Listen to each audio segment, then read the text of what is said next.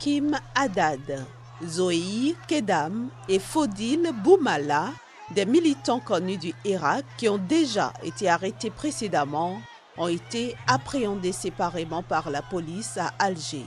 Le motif exact de ces interpellations n'est pas connu. Mais selon Saïd Sali, vice-président de la Ligue algérienne de défense des droits de l'homme, ces arrestations ne participent pas à l'apaisement et au retour de la sérénité, bien au contraire. Militant des droits de l'homme, Hakim Haddad est un animateur du Irak et membre fondateur du Rassemblement Action Jeunesse, une association à la pointe de la contestation, cible de la répression des autorités. Fodil Boumala, lui, est un journaliste qui doit comparaître mardi pour atteinte à l'unité nationale.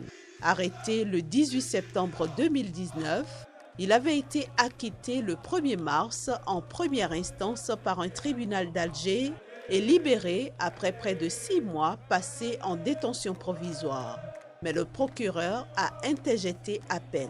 Quant à Zoéi Kedam, il est membre des Gilets oranges de la Silmiya, force d'interposition citoyenne qui s'est donné pour mission de prévenir les heurts entre policiers et manifestants et de maintenir le calme qui a fait la force des marches hebdomadaires du Irak. Ces nouvelles arrestations interviennent alors que samedi dernier, 3 autres militants du Irak ont été incarcérés après avoir tenté de participer à un rassemblement de soutien aux prisonniers politiques à Béjaïa, au nord-est d'Alger. Ils doivent être jugés mercredi prochain.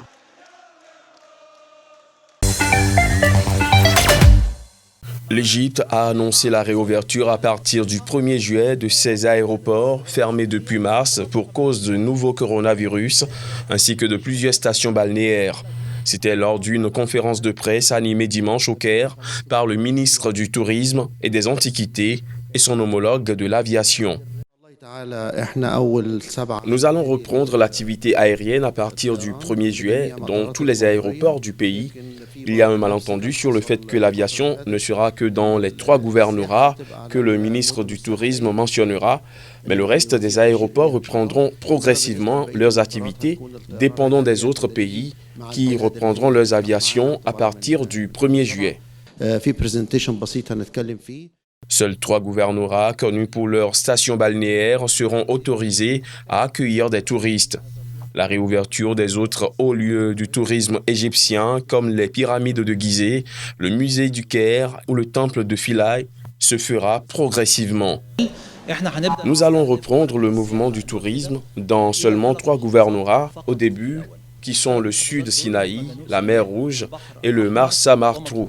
Nous choisissons ces gouvernorats car ce sont des villes côtières, loin des endroits bondés et en même temps, ils sont les moins touchés par la propagation du coronavirus dans toute l'Égypte. Nous avons décidé d'annuler tous les visas touristiques pour ceux qui visiteront l'Égypte du 1er juillet au 31 octobre dans les 3 villes déclarées. Nous avons commencé un programme de stimulation de l'aviation comprenant un soutien financier aux compagnies qui apportent plus de vols. Nous avons prolongé ce soutien financier jusqu'au 29 octobre.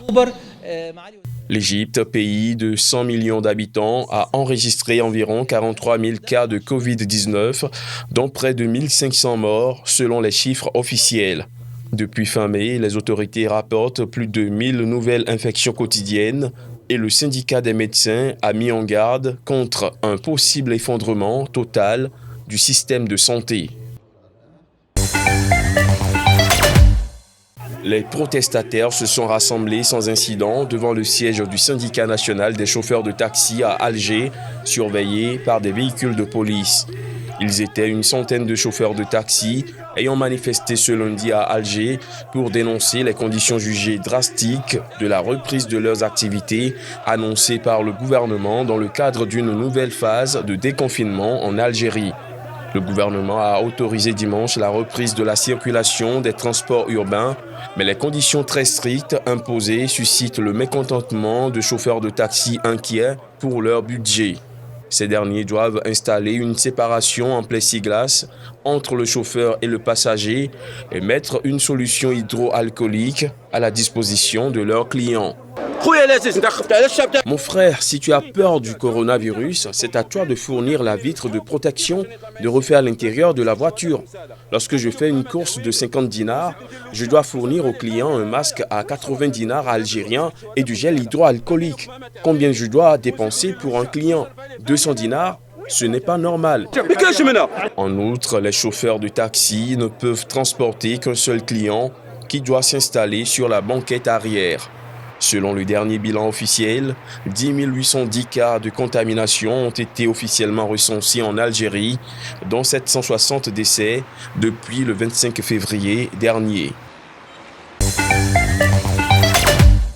10 jours seulement après avoir lancé son groupe rebelle, le mouvement du 7 octobre, le rebelle Kerbino a été tué. Les forces de sécurité sud-soudanaises ont annoncé l'avoir abattu dimanche dernier après 4 jours d'affrontement dans un village avec 3 combattants alors qu'il allait lancer des attaques contre l'armée et ne voulait pas négocier. Porte-parole des forces de défense, le major général Lul Roy Kong a affirmé que des renseignements avaient permis de le localiser, de l'attaquer et d'étouffer cette rébellion dans l'œuf. Kerbino et sa famille avaient fui vers l'Éthiopie durant la guerre civile contre Khartoum lorsque le Soudan était encore unifié. Durant son exil, il avait été recruté dans la mer Rouge un contingent d'enfants soldats. Il aurait ensuite combattu parmi les rebelles, servi de garde du corps ou encore travaillé dans les renseignements. Après la guerre, il était devenu entrepreneur et philanthrope. Kerbino avait par la suite ouvert la fondation Nil pour aider la jeunesse sud-soudanaise. Arrêté en avril 2018, il a été détenu par les services secrets pendant des mois sans aucune charge. Amnesty International avait souvent dénoncé son incarcération. Finalement condamné à 15 ans de prison pour mutinerie, Kerbino avait été relâché en janvier à la faveur d'une amnistie après avoir passé 20 ans en prison.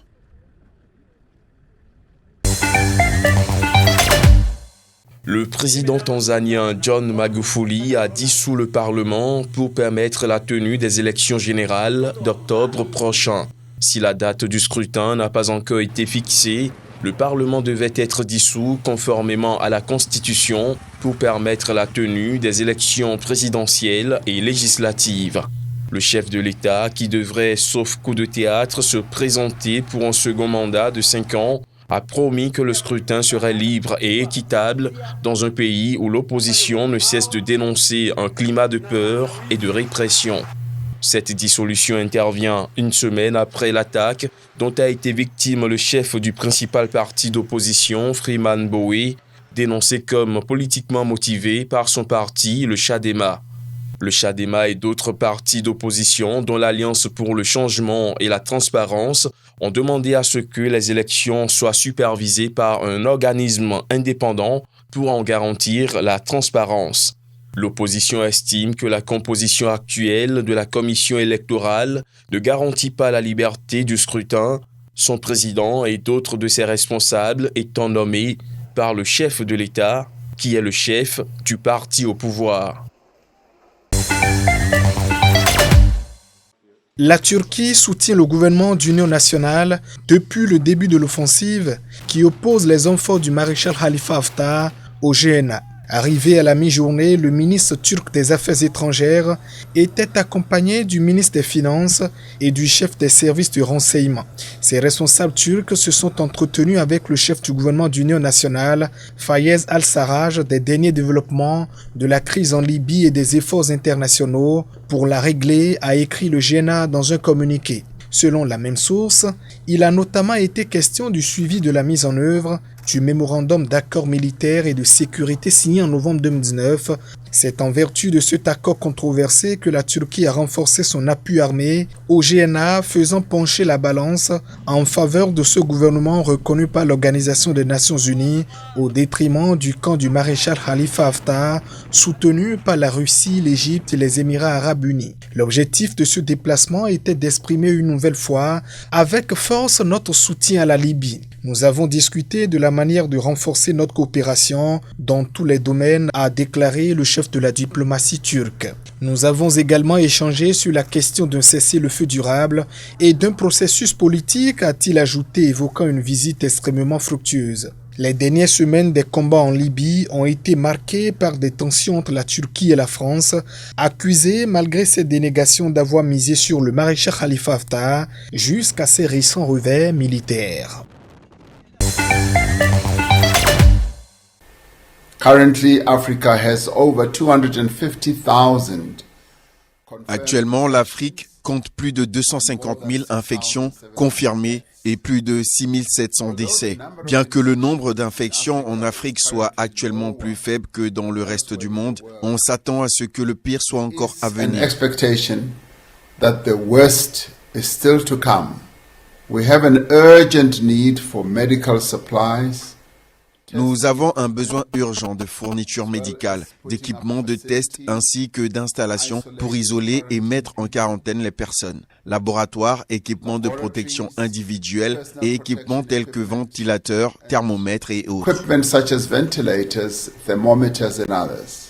We urge China to support and contribute. Nous demandons instamment à la Chine de soutenir et de contribuer à cet appel ou de proposer d'autres options qui peuvent être envisagées d'urgence pour aider à soutenir le secteur privé sur notre continent.